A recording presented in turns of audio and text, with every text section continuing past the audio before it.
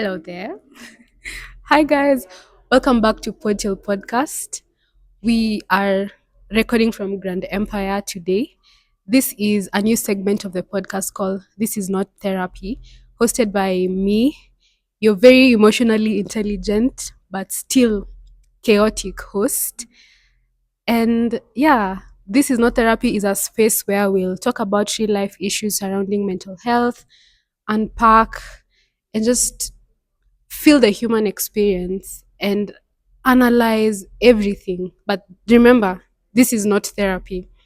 So before we get into today's episode, we have a show coming up, Paradise of Thorns. It's a film by Art Flame. It's going to be on the 18th of May at KVDA Auditorium. There are two shows. The first one is at 2 p.m. The second show is at 5 p.m. You can get your tickets at Mad Fun. uh advance tickets 1,000 shillings, and at the gate 1,200. We can't wait to see you guys there. Come out, come enjoy film, come appreciate at higher. Let's get back to This Isn't Therapy. One thing about me, kama unijui vizuri, you'd think I don't talk, lakini yapa pro max. Hey, very, I talk so much. And I thought, because I really like to talk and I feel like I'm well cooked, akuna medium rare. Oh, I have gone through a lot of things, so I have a lot of things to share, and I'm very passionate about mental health. And podcast Podtail Podcast's core has always been surrounding mental health. So this isn't therapy. Ready to unpack. Today we're going to talk about trauma dumping. That's the base of our conversation. And I know everyone has been in a place where they have trauma dumped, or they have had someone trauma dumping to them unexpectedly.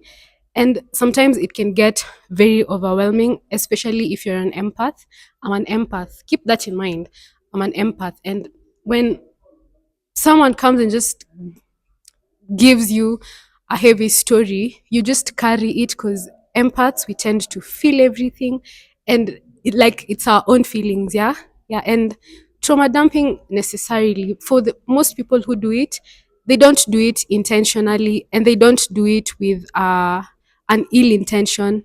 Some people do it because they have no one to talk to, and the first person that they find, they want a release, a quick release.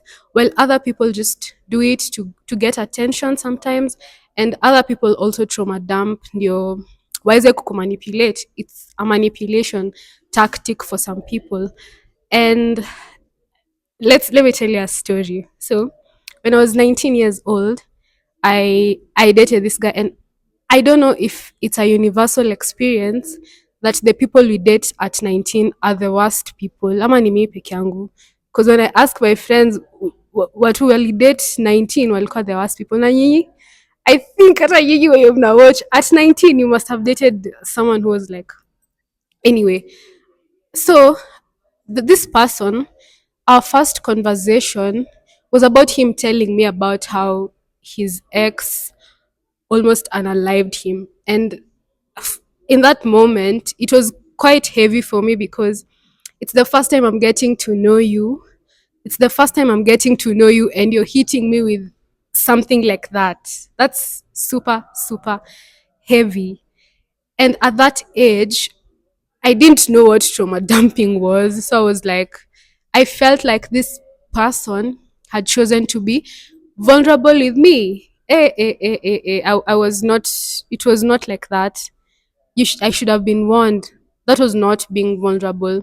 He was using it as a way to keep me there, and to get sympathy from me, as a manipulation tactic that I didn't know about. So that's just an example of how people can use trauma dumping vibaya, like as a manipulation tactic. And I know I have been guilty of trauma dumping, because one thing about me, I don't like small talk. When I meet someone for the first time, I find it hard to start talking about my favorite color. Sasa color bana, color nitakwambia story na utashangaa. But I've been learning that I'm not here to defend trauma dumping, and I'm not here to judge anyone who does it, but it's not right to do it. You need to get to know someone first well before you tell them deep things. And even when you have like your friends with you, you just don't drop bomb bombshells. Juu kuna mtu anaweza kuambia story unashangaa bana, like tulifikaje hapa ama hatujuani hivi. It's hectic, right? Yeah, so I was saying, um, I have a habit of, when I'm meeting new people, but not new people at temporary connections. Like if I know you're going to be my friend for long, miss, I won't waste time. I'll just get straight to telling you things that are deep.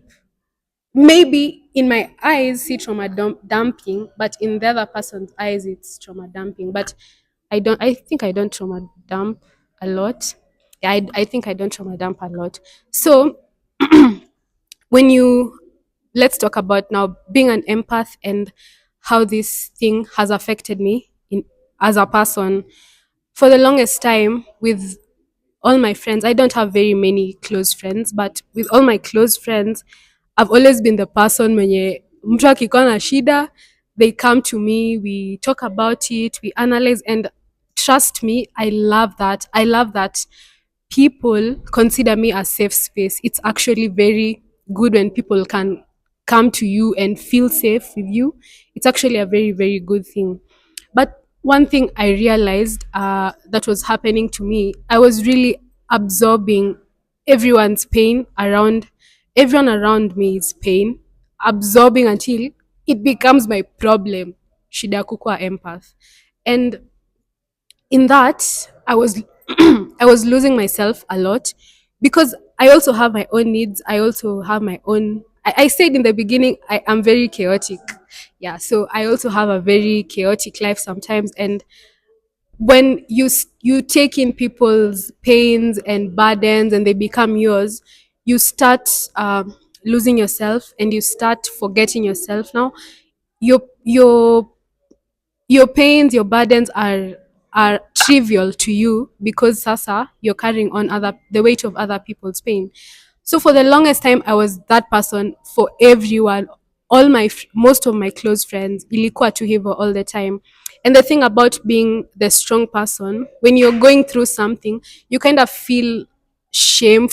You kind of feel shame to go and tell someone, you know what, I'm not doing fine, I'm not okay, because this is the same person that you've been helping, or you've been taking up their weight.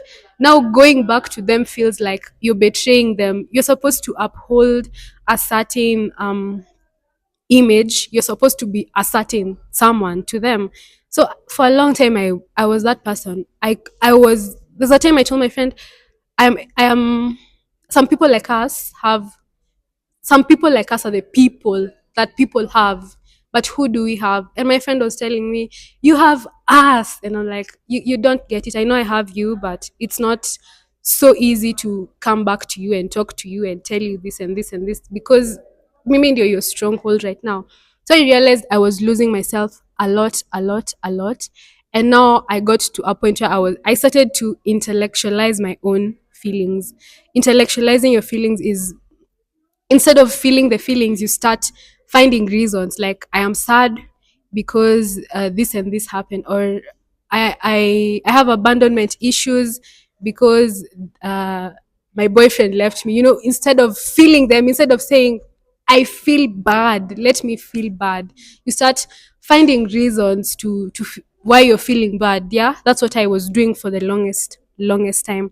And the thing about being the person who people constantly bombard you with information, and you carry, you're like a sponge. You una absorb to una absorb to una absorb to una absorb to, and it's not healthy. And it got to a point also for me. I was experiencing empathy burnout. And empathy burnout is when people tell you things you don't even feel.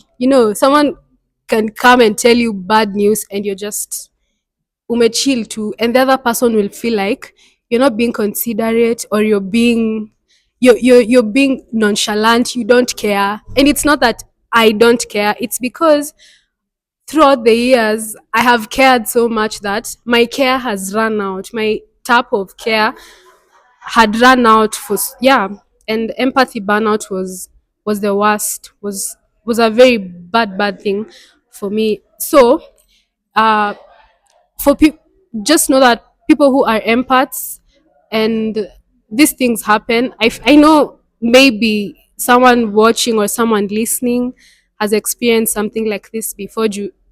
Siwezi kuwa unique. I cannot be unique.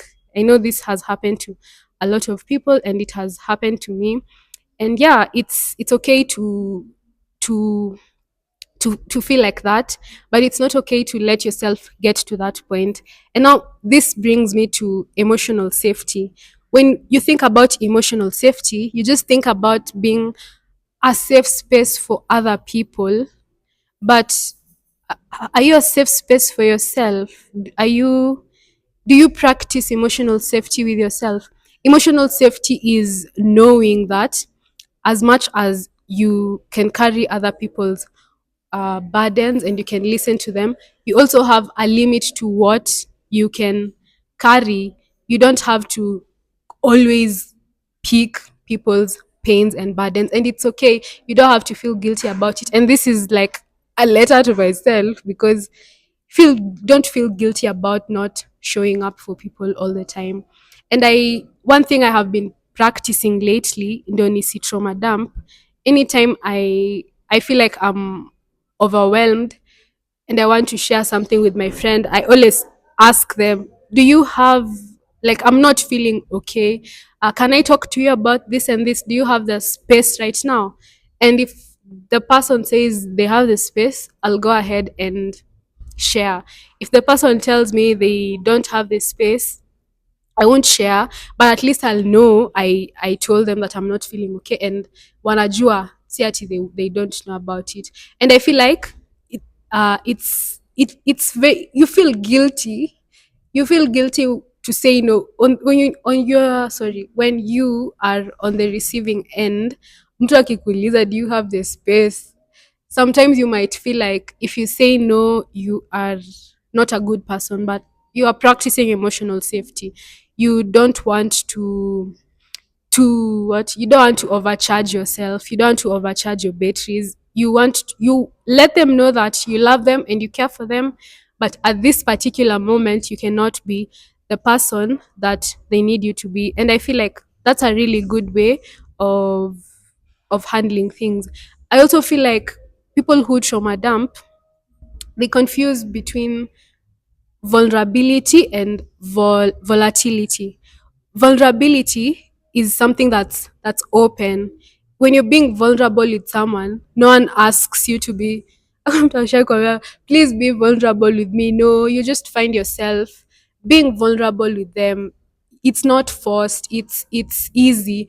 Volatility is now when you start dropping bombs on people, bombshells on people. Umekaa tu na mtu namwambia, anza kumwambia mashida zako zote, that's now volatility. And I feel like people, they don't have that line. The boundary between that is blurry. People feel like if they tell you deep things, that's being vulnerable, and most times it actually is not. Most times it's not being vulnerable, it's just dropping a bomb on someone who didn't need to know that thing in that particular moment. So we have to understand that vulnerability is open, it doesn't force, and volatility is just inakuja. If you want to be vulnerable with someone, you can be vulnerable without trauma dumping. I don't know why I attract people who just always trauma dump, because this this other day nilikuwa tu kwa matatu, a lady comes and sits next to me. Mi nimenyamaza tu, minding my own business as you do in a matatu. Utashinda hapo ukiongelesha neighbor. And then tulikuwa stage, so mat haijatoka. Then another lady passes by. Hey, when that lady passed by, apparently they know each other. The lady told me stories. She told me, she talked, she spoke a lot, and I was like, what type of energy do I have? Do I look like a therapist? Because nilibaki to iyo. It was hard. So, and even in my personal relationships with people, every time I'm getting to meet someone, inakwanga tu hivo. My friend told me, this is crazy. My friend told me that she feels like, okay, if my friend you're watching this, you know who you are. She told me that she feels like all the people who I have dated nilikuwa therapist wao. Yani aliniambia hivyo tu. And I was like, what do you mean nilikuwa therapist? And now when she's analyzing everything, I'm like, enyewe ni ukweli. Hao watu walikuwa wanahitaji therapy, but they found me instead. And this is not therapy. Did I say this is not therapy? This is not therapy. So yeah, I feel like it's because I'm an empath. As I said before, I'm an empath. I feel like when you're an empath, you just naturally find yourself attracting people wenye watakwambia tu vitu zenye ufai kujua in that moment. Yeah, and it's good and it's bad because empathy, nishasema empathy burnout, how it affected me. And yeah, so let's go back to the story I was telling you about the guy I dated at 19 who got me in with his traumatizing story on our first date. And now that story was now the basis for our whole relationship, you know? And honestly, I wasn't going to say yes to this guy because I was 19. At 19, you have no business being in a serious relationship. Ama 19, you're still a teenager. You should be getting to know yourself. And yeah, but anyway, if you're in a serious relationship at 19, it's fine, naina shida. But I felt like I had no business being in that relationship because now, after he had told me that story about how his ex had tried to unalive him and stuff like that, nilimhurumia guys. Wow, I really pitied him. And I was trying to understand how it felt for him in that time. And yeah, nilikuwa tunashangaa what's going through his head, how he's doing. Empathy. No. So, second time we are meeting, this guy asks me to be his girlfriend.